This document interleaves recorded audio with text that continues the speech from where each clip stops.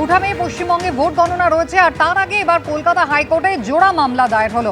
মামলা দায়ের করেছেন আইনজীবী এবং সাংসদ কল্যাণ বন্দ্যোপাধ্যায়। গণনা কেন্দ্রে শুধুমাত্র সুপারভাইজার হিসেবে কেন্দ্রীয় সরকারি কর্মীদেরই নিয়োগ করছে কমিশন, সেই সিদ্ধান্তকে চ্যালেঞ্জ করে মামলা করেছেন কল্যাণ বন্দ্যোপাধ্যায়। অন্যদিকে দ্বিতীয় মামলা দায়ের করেছেন আইনজীবী বিশ্বরূপ ভট্টাচার্য। সৌভিক মজুমদার আমাদের প্রতিনিধি রয়েছেন আমাদের সঙ্গে। সৌভিক, জোড়া মামলায় ঠিক কি রয়েছে?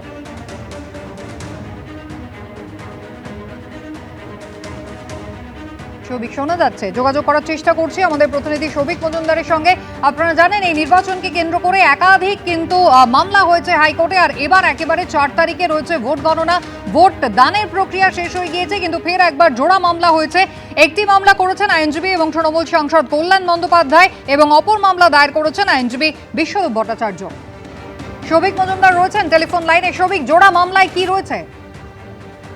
দেখো, প্রথম যে মামলাটি করা হয়েছে তার আইনজীবী হলেন তৃণমূল সাংসদ এবং আইনজীবী কল্যাণ বন্দ্যোপাধ্যায়। তার বক্তব্য হলো যে ইতিমধ্যেই এই গণনা কেন্দ্রগুলিতে যে সুপারভাইজার নিয়োগ করা হবে তার জন্য গতকাল সিইওর তরফ থেকে একটি বিজ্ঞপ্তি জারি করা হয়েছে এবং সেই বিজ্ঞপ্তিতে নির্বাচন কমিশন বলেছেন যে যারা শুধুমাত্র কেন্দ্রীয় সরকারি কর্মচারী, সেই কর্মচারীরা এবং যারা বিভিন্ন পিএসইউতে কাজ করেন সেই ব্যক্তিদেরকেই শুধুমাত্র এই সুপারভাইজার পদে নিয়োগ করা হবে। অর্থাৎ কল্যাণ বন্দ্যোপাধ্যায়ের বক্তব্য হলো মূলত কেন্দ্রীয় সরকারি কর্মচারীদেরই আগামী 4ঠা মে যে গণনা হবে সেই গণনা কেন্দ্রে সুপারভাইজার পদে নিয়োগ করা হবে। কিন্তু কল্যাণ বন্দ্যোপাধ্যায়ের বক্তব্য হলো যে আইন অনুযায়ী লেখা রয়েছে যে সেখানে যারা এই সুপারভাইজার পদে নিযুক্ত হবে তাদেরকে সরকারি এমপ্লয়ি হতে হবে, কিন্তু সেখানে কোথাও গিয়ে শুধুমাত্র কেন্দ্রীয় সরকারি কর্মচারী হতে হবে সেটা বলা নেই। সেটা এ রাজ্যের সরকারি কর্মচারী হলেও তাতে কোনো আপত্তি নেই, কিন্তু শুধুমাত্র নির্বাচন কমিশন কেন্দ্রীয় সরকারি কর্মচারীদের বেছে বেছে কেন এই সুপারভাইজার পদে নিয়োগ করলেন সেই সিদ্ধান্তকে তারা চ্যালেঞ্জ করছেন। ফলে মাননীয় বিচারপতি কৃষ্ণা রাও তিনি মামলা দায়ের করার অনুমতি দিয়েছেন এবং দুপুর 2টার সময় শুনানি হবে। এবং অপর মামলাটি দায়ের করেছেন আইনজীবী বিশ্বরূপ ভট্টাচার্য। তার বক্তব্য হলো যে গণনার ঠিক আগেই হঠাৎ করে গণনা কেন্দ্র বদল করা হচ্ছে। এইভাবে গণনা কেন্দ্র বদল করা হলে সেটা কিন্তু আইনের পরিপন্থী, আইন মেনে বা আইন অনুযায়ী হচ্ছে না। ফলে সেই কারণেই তিনি মামলা দায়ের করার অনুমতি চেয়েছিলেন, তাকেও অনুমতি দেওয়া হয়েছে। দুপুর 2টার সময় এই দুটি মামলার বিচার প্রক্রিয়ায় কলকাতা হাইকোর্টে শুরু হবে। কুসুমিতা। সৌভিক, ধন্যবাদ। শেষ হলো 26-এর হাই ভোল্টেজ বিধানসভার নির্বাচন। 4ঠা মে ফল ঘোষণা। আর তার আগে রাজ্যবাসীর রায় কোন দিকে যেতে পারে তা নিয়ে সমীক্ষা চালিয়েছে একাধিক সংস্থা। পরিবর্তন না প্রত্যাবর্তন, কি ইঙ্গিত দিচ্ছে সমীক্ষক সংস্থাগুলি? আসুন দেখে নিন। 26-এর হাই ভোল্টেজ বিধানসভার নির্বাচন শেষ। কিছু বিক্ষিপ্ত ঘটনা ছাড়া মোটামুটি নির্বিঘ্নেই কাটল 2 দফায় ভোট গ্রহণ। রেকর্ড পরিমাণে ভোট দিলেন পশ্চিমবঙ্গবাসী। এবার অপেক্ষা ভোটের ফলে।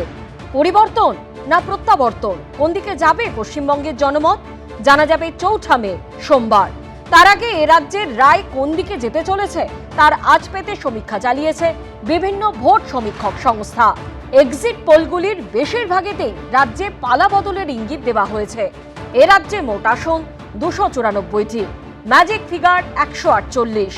এই অবস্থায় চাণক্য স্ট্র্যাটেজিসের বুথ ফেরত সমীক্ষা বলছে 150 থেকে 160টি আসন পেয়ে ক্ষমতায় আসতে পারে বিজেপি।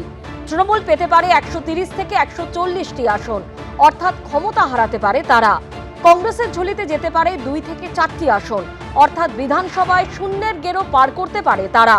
4 থেকে 6টি আসন পেতে পারে অন্যরা। ভোট শতাংশের হিসেবে দেখলে চাণক্য স্ট্র্যাটেজিসের বুথ ফেরত সমীক্ষা অনুযায়ী বিজেপি পেতে পারে 43 থেকে 45% ভোট। সেখানে তৃণমূলের ঝুলিতে যেতে পারে 40 থেকে 43% ভোট। কংগ্রেস 3 থেকে 6% এবং অন্যরা 8 থেকে 10% ভোট পেতে পারে এই নির্বাচনে। রোজা পোল অ্যানালিটিক্সের বুথ ফেরত সমীক্ষাতেও বিজেপিরই ক্ষমতায় আসার জোরালো সম্ভাবনা। বিজেপির আসন সংখ্যা পৌঁছতে পারে 178 থেকে 208-এ। সেখানে মাত্র 85 থেকে 110টি আসনের মধ্যে থামতে হতে পারে তৃণমূলকে। অন্যরা পেতে পারে 5টির মতো আসন। ম্যাট্রিসের এক্সিট পোল বলছে 146 থেকে 161টি আসন পেয়ে কুর্সি দখল করতে পারে বিজেপি। কড়া টক্কর দিয়ে 125 থেকে 140টি আসন পেতে পারে তৃণমূল। অন্যরা পেতে পারে 6 থেকে 10টি আসন। ম্যাট্রিসের সমীক্ষা অনুযায়ী বিজেপির ঝুলিতে যেতে পারে 43% ভোট। 41% ভোট পেতে পারে তৃণমূল। অন্য দলগুলি 16%-এর মতো ভোট পেতে পারে। এবারের বিধানসভা ভোটে বুথ ফেরত সমীক্ষা চালিয়েছে পিপলস পালসও। তাদের সমীক্ষায় আবার এগিয়ে রয়েছে তৃণমূল। এই সমীক্ষা অনুযায়ী তৃণমূল 177 থেকে 187টি আসন পেতে পারে, অর্থাৎ ক্ষমতা ধরে রাখতে পারে তারা। তৃণমূলকে কড়া টক্কর দিয়ে 95 থেকে 110টি আসন পেতে পারে বিজেপি। বিধানসভায় খাতা খোলার জোরালো সম্ভাবনা রয়েছে সিপিএমের।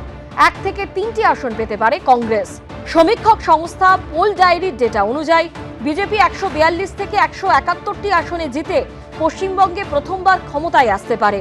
99 থেকে 127টি আসন যেতে পারে তৃণমূলের ঝুলিতে। 3 থেকে 5টি আসনে কংগ্রেস এবং 2 থেকে 3টি আসন পেয়ে খাতা খুলতে পারে বামেরা। অন্যরা পেতে পারে 0 থেকে 1টি আসন। প্রাপ্ত ভোট শতাংশের দিক থেকে 46% ভোট পেতে পারে বিজেপি। সেখানে 40% ভোট যেতে পারে তৃণমূলের ঝুলিতে। কংগ্রেস 5% এবং বামফ্রন্টের দখলে থাকতে পারে 60% ভোট। 2% ভোট যেতে পারে অন্য দলগুলির কাছে। পি মার্কের এক্সিট পোল বলছে বিজেপি 150 থেকে 175টি আসন পেতে পারে। তৃণমূল জয়ী হতে পারে 118 থেকে 138টি আসনে। অন্যরা পেতে পারে 2 থেকে 6টি আসন। আরেক সমীক্ষক সংস্থা জনমত পোলসের সমীক্ষা অনুযায়ী আবার চতুর্থবারের জন্য মুখ্যমন্ত্রী হতে পারেন মমতা বন্দ্যোপাধ্যায়। তাদের সমীক্ষায় দাবি 195 থেকে 205টি আসনে জয়ী হতে পারে তৃণমূল। 80 থেকে 90 আসনে আটকে যেতে পারে বিজেপি। কংগ্রেস 1 থেকে 3টি আসন। বামেদের খাতা খোলার সম্ভাবনাও রয়েছে। অন্য দলগুলি 3 থেকে 5টি আসনে জিততে পারে। ভোট শতাংশের দিক থেকে দেখলে জনমত পোলসের সমীক্ষা অনুযায়ী 50% ভোট পেতে পারে তৃণমূল। সেখানে 41% ভোট যেতে পারে বিজেপির কাছে। কংগ্রেস ও বামেরা 3% করে ভোট পেতে পারে। অন্য দলগুলির ঝুলিতেও যেতে পারে 3% মতো ভোট। জেভিসির বুথ ফেরত সমীক্ষা বলছে ত্রিশঙ্ক হতে পারে পশ্চিমবঙ্গ বিধানসভা।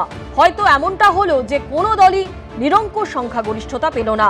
তৃণমূল 138 থেকে 159 আসন ও বিজেপি 131 থেকে 152 আসনে জিততে পারে। কংগ্রেস পেতে পারে 2টি আসন। অন্য দলগুলির ঝুলিতেও যেতে পারে 2টি আসন। তবে এসবই একটা সম্ভাবনা মাত্র। অতীতে একাধিকবার ভুল প্রমাণিত হয়েছে এক্সিট পোল, আবার কখনো তা মিলে গেছে। তাই আদতে কোন দল জিতবে আর কারা পরাজিত হবে তা বোঝা যাবে 4 মে সোমবার। এবিপি আনন্দ। গতকাল রাতে বৃষ্টির পর আজ সকাল থেকেও আকাশের মুখ ভার। আজ দিনভর কয়েক দফা বৃষ্টির সম্ভাবনা রয়েছে। ঠিক কি জানাচ্ছে আবহাওয়া দপ্তর? অরিত্রিক ভট্টাচার্য টেলিফোনে রয়েছেন আমাদের সঙ্গে। অরিত্রিক, আগামী কয়েকদিন কতটা কি বৃষ্টি হতে পারে, কি বলছে আবহাওয়া দপ্তর? দেখো, এই পরিস্থিতি যেরকম ভাবে রয়েছে তাতে আমরা দেখেছি যে গত কয়েকদিন যাবৎ তীব্র গরম পড়েছিল এবং তারপরেই খুব স্বাভাবিক নিয়মে কালবৈশাখীর মতন পরিস্থিতি তৈরি হচ্ছে। এবং গতকালকেও যেটা দেখা গেছে যে দক্ষিণবঙ্গের বেশ কিছু জায়গায় শুধুমাত্র বৃষ্টি নয়, ব্যাপক ঝড়ও হয়েছে ছোট ছোট স্পেলে।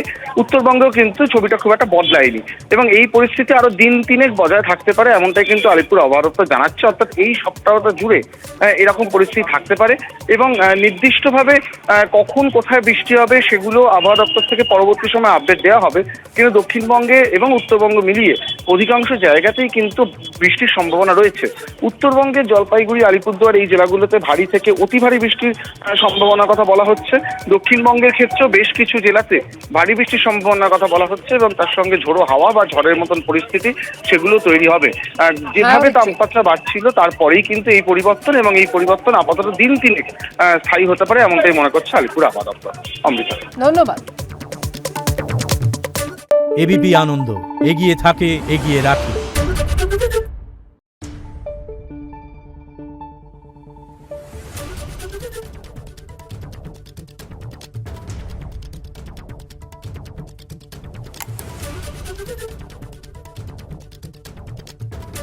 Thank you.